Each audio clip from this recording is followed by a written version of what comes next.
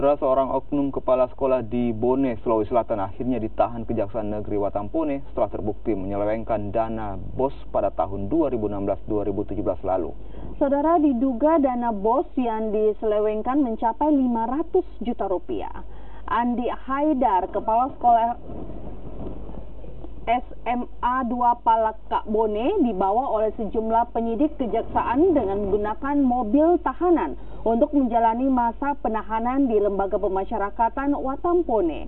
Andi Haidar sebelumnya menjalani pemeriksaan selama 4 jam oleh penyidik tindak pidana khusus Kejaksaan Negeri Watampone dengan tuduhan menyelewengkan dana BOS anggaran tahun 2016 tahun 2017 yang mencapai 500 juta rupiah.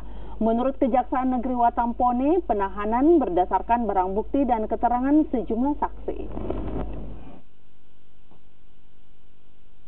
Kami hanya menyadarkan saja klien bahwa apa boleh buat, kita sementara ikuti, baru kita melakukan upaya-upaya yang bisa dilakukan.